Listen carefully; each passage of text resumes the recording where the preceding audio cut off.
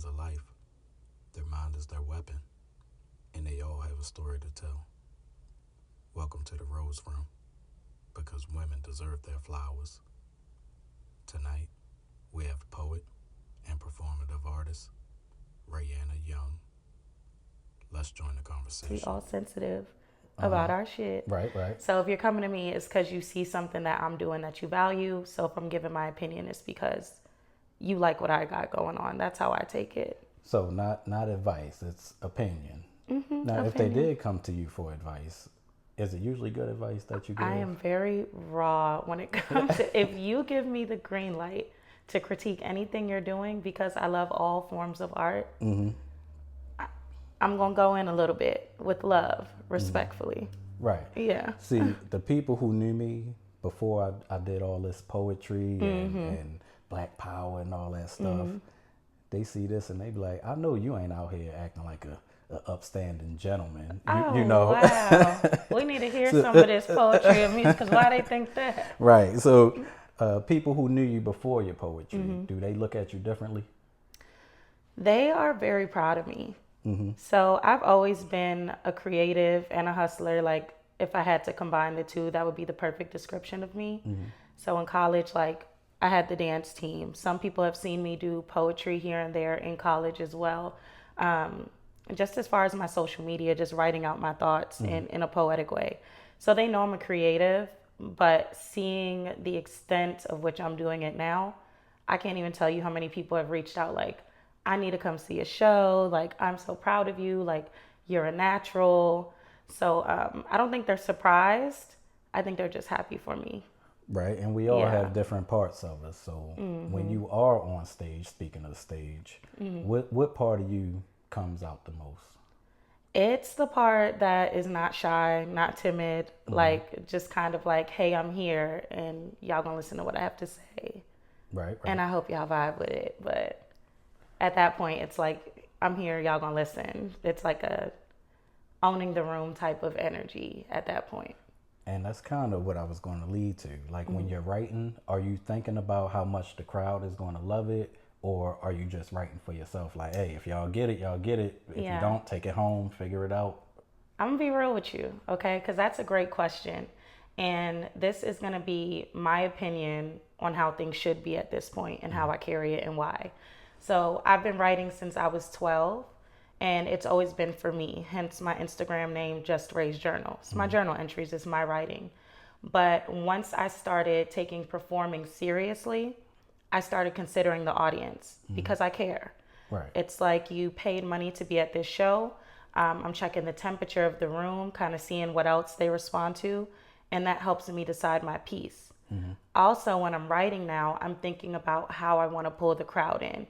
Where can I pause in this poem and have them interact? Or what's something I know we all deal with that other people may not speak on? I'll write about that. So I have the poems I write just for me that I'll share in a certain setting. And then I have the poems that are like, okay, this is for performance. Still my feelings, still my personal experience, but relatable to a crowd. Do you ever switch up what you're doing in the middle of a performance? So when you say switch up like mid poem or like I get up there and I'm like, let me. Yeah, like you see the crowd and you're like, hold up, let me try this a different poem. Literally, shout out to Pure Poetry, one of my favorite poetry platforms. But their show at STFU, I went up there and I was about to do some new shit. And I was like, so I was gonna pop my shit, but I think I wanna give y'all something different. And the crowd was like, nah, pop your shit. Right, of course. And I was like, okay, y'all want me to pop my shit? And it was like, yeah, pop your shit. I switched it. Like, oh, I'll do something else. All right, so you always prepared. Your fans, can they truly learn who you are through your art? They can, oh my gosh, fans. Like, I got fans. I mean, that's why you here. If I got fans, comment. Like, if you're a fan of me, I want to know because I don't feel like I'm there yet. Media training, y'all. Yeah. Yeah, they can learn me. I have very vulnerable pieces on my page because I want that story to be told. Even within the poetry that comes off as just performance, I'm telling my story. So nothing is fabricated. It's not like someone else's story I heard that I'm writing about. You're learning about me in every piece. So. And how How do you know how much is too much to reveal? Or do you just let everything out? I don't think there's a limit, because at the end of the day, when we're writing these pieces, whether it's one person, 20 people in the room, somebody can relate to it. Someone's learning from it. Someone needed to hear it. Like, you ever performed and people come up to you after, like, thank you, like, I needed that. No topic is off limit for that reason. I was gonna say not those exact words, but they love. But yeah, the sentiment, like, I can relate to that. So love is a common theme in your poems, and God is mentioned in every one of your poems. So take your time with this one. Has your idea of love changed because of your relationship with God, or has your relationship with God changed because of your idea of love? My relationship with love has absolutely changed because of my relationship with God. Number one, I talk about God all day, every day. It could be the littlest thing, and it's going to relate back to God and what he's trying to show me, what he's trying to teach me. So I can't date anybody that's not on that type time. Like, if you don't wake up in the morning and want to pray with me, I can't talk to you. Me even trying to learn God, and this may come off strange, but I'm trying to learn God through reading the Bible. I wasn't always religious. So as I'm building this relationship, I'm learning things like about the type of woman I should be. And in order for me to be that type of woman, I have to be with a certain type of man. And I have to be receiving a certain type of love. So now I'm fishing for that in the people I date and talk to. So God absolutely is changing the way I love, the way I date, what I accept. So what don't you accept? Number one, you gotta love God. Like, you gotta be on some type of consistent journey to be closer to God. I'm also not accepting, like, I want to word this correctly so I'm not offensive. It's all correct. Okay. Well, I'm not accepting someone who's halfway there. Someone who has lukewarm faith, someone who doesn't have faith in themselves. Like, you could be wherever you are in life, but if you don't have that confidence in yourself and your plan and direction and where you're going, because we're all born with purpose. If you can't pray and connect and find that purpose and work towards that, you can't talk to me, because I don't know what you're doing. You don't know what you're doing. It's not going to go anywhere. You can't lead me as a man. So I don't tolerate that anymore. I feel like you was going to say period after that. It felt like one could have rolled out, but you know. But thank you for sharing that. And thank you for sharing your gift of poetry with the world as well. And speaking of that poetry, I want to read a little something, if I may. Yes, let's hear it. Stop playing with me. Stop playing with we. I'm the version of you that's too resilient to be silenced by the version everyone else sees. And when you're ready for me, when you're ready for me and the world to meet, I'll be ready to defend you unapologetically. That's right. Who's this version of you that we haven't met? Or have we met her? And what is she defending you from? Oh, I love this question. When I wrote that piece, I had just said to myself, you're going to take poetry seriously. You're going to put out content. You're going to perform. Like, this was early on. Like, you can see it was within my first few posts on Instagram. That version of me didn't expect even half of what's going on right now. Like, featuring, being part of showcases, hosting. That version of me was just trying to be heard. Like, I had been very silenced by, I guess, stifling my creativity and becoming part of the corporate world and trying to be a real adult, right? Like, kind of burying the things that make me feel alive. And the version of me in the mirror that was speaking back is saying, like, girl, I'm here. You not ready, but I see it. And when you're ready, I'll show up and I got your back. That's what I'm talking about. Yeah, I think it's cool you brought that up, because she's definitely here now. It's cool. She is here. And I was very impressed with that. And I want to read one more thing that some people are not impressed with. Not me, because I'm on your side. I know which one is coming. Let's hear it. In the past, I was looking for a savior instead of looking up for God's favor. That part. Now that me and the OG are locked in, I leave my problems in a prayer. I'm on my healing journey, not quite the soft girl life, but for the pain I endure to heal, Weight is removed from my chest and shade removed from my light. No more idolizing a nigga over sex. Ladies, we not putting dick over disrespect. That part. That line has become your most polarizing bar, that last line. Why? Yeah. Why so? For two reasons. I mean, ladies, we've all been digmatized, right? And we've all made very ungodly decisions based on your situation with the man. So I'm just starting a little mantra, you know? Summer's about to start, people single, you about to be dating. Don't tolerate things Right. just because of some dick, basically. Now, the men being upset is what also makes that line a little popular right now. Of course. And I'm not really sure why they're mad, so I won't speak to it. But from what they mentioned in the comments, I guess they were highlighting a group of women that I wasn't speaking of that take advantage of good men and cheat on them and entertain guys who only have dick to offer. So I guess they're just scarred. It's a triggering line, I guess. Well, what their issue is how you worded it. Let's hear more. I've been waiting for this breakdown. No, Had you said you're not putting dick over disrespect, they would have just wrote it off. They would have said, hey, I wasn't going for you anyway. You know, that's your issue. You said, ladies, we. That is a call to action. So now you're affecting their ability with the women they deal with. I'm affecting their ability to disrespect the women they're having sex with. Yes. Oh no. How will I go on? You're a revolutionary. I love it though. I love all the interaction. I'm gonna tell you this because I mentally prepared myself for comments like that. Everyone's not gonna like your art. Everyone's not gonna agree with what you say.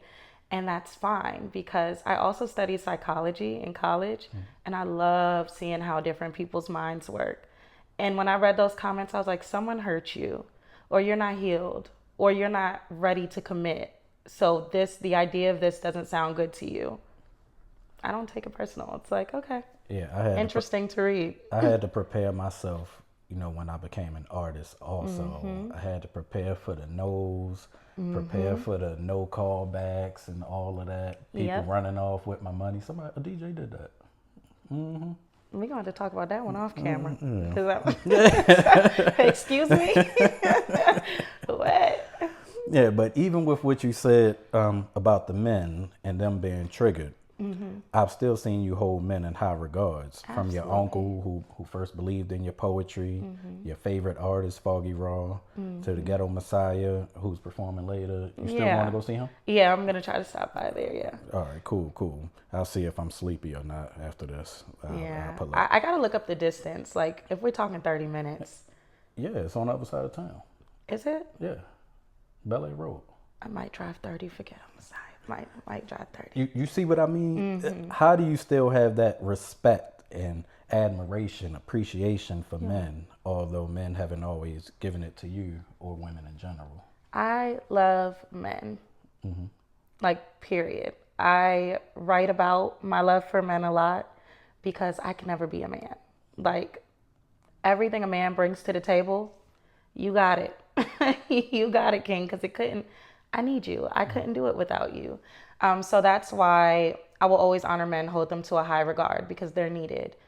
And again, as I mentioned before, everybody's in a different place in life. You may have been hurt. Like you may have grew up without a certain presence you needed. You may have witnessed something that makes you think the way you do. So even when they're disrespectful and stuff, I'm going to try to understand where you're coming from. And if you continue to be disrespectful, obviously the conversation will end. But at the end of the day, they human like everybody else. I'm not about to start a, gender war because of a couple people who aren't healed and whole. You giving them a lot more grace than I do. Oh, yeah. I give everybody grace, honestly. But also, what do men bring to the table in your eyes? First of all, I'm scared of bugs. Come kill all the bugs. First and foremost, I just love the masculinity and the protector nature of a man. Not saying I can't defend myself if I had to, you know what I'm saying? Like, I'll do what I got to do. But like it's something about being in the presence of a man that really cares for you and understands his position in this world. Like it's like I could close my eyes and walk around and I'd still be safe in his presence. So You could turn your brain off. you know what I'm saying? Right. And then just even I don't like that men are taught they can't cry or they can't feel certain emotions because it's not masculine. So being able to baby my man in that way is something that lights me up as well, like lights a fire in me and makes me more passionate about Black men specifically, because they're not loved on in the way they deserve to be. So that draws me to them even more. But yeah, I could go on and on. There's some other things I won't mention that I love about men, but I love men Yeah, I don't think I want to hear that part. Yes. But you want to merge poetry. Thank you for sharing that as well. I think a lot of people needed to hear that from you. Just like a lot of people need to see a platform like this, a man giving women the light. Let's give you your flowers really quickly, because the main reason I was like, yes, I want to do this is because you let me know that there are a lot of platforms bashing women and your goal is to combat that. That's beautiful. This is, another reason on the list. Like a good Black man, especially, like I'll give you your flowers, because it's a lot of people who went down a bad path and have bad tendencies. So for you to take the time to do this just speaks to your character. Well, I was one of those at one point in my life. So I guess it's that saying, when you know better, you do better. Do you mentor anybody right now? Like, do you have that type of space, or are you doing that through this? No, I'm not mentoring anybody at the moment. I try to speak through my poetry and my music and say the right things, which is why I don't cuss in my music and stuff like that. Okay, nice. Yeah. It's still hard though. Don't. No, but it's important work. Coming from somebody who has been them, like it's better to hear it from you than somebody who's always just been on the right path. It's like, oh yeah. It's like, all right, like easy for you to say, I feel the same way. That's why a lot of people couldn't talk to me back then. I'm like, you ain't been through nothing. Exactly. You want to merge poetry, music, dance, theater, all into one experience. Give us the rundown on that. Okay, so I'm a fan of all forms of the arts, and I've participated in basically all forms of the arts. I ain't no singer. I can't sing. Rap?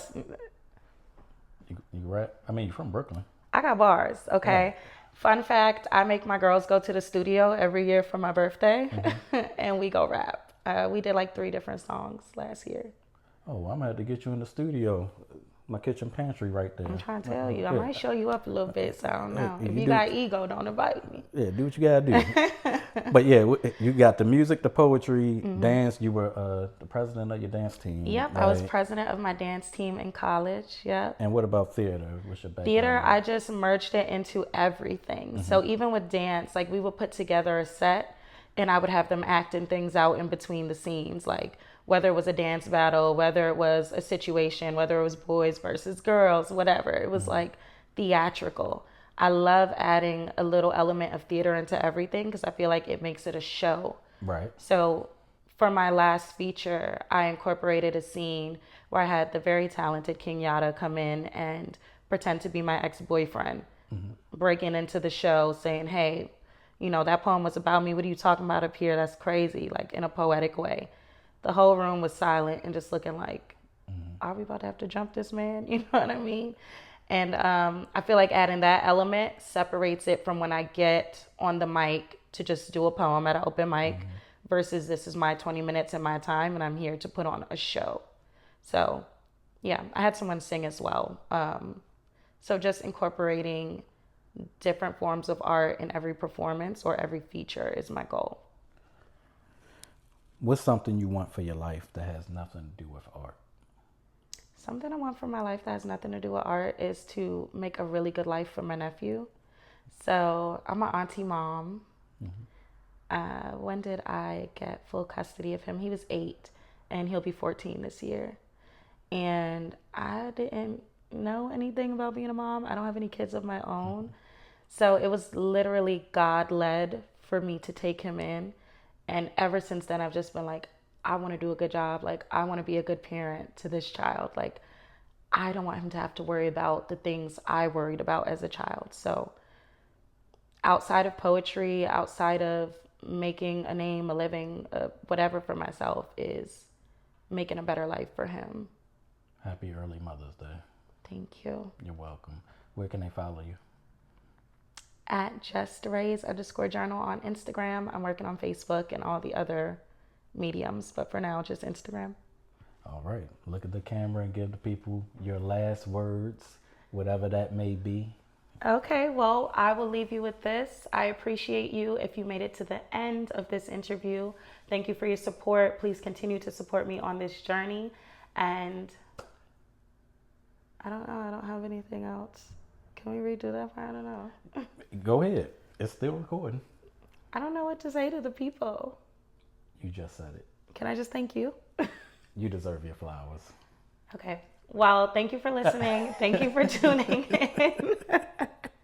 If you made it to the end of this, I appreciate you. Please continue to show love and support me on this journey. Thank you, thank you, thank you. You deserve your flowers now. No, you got to say it right because they're going to know that was a cut.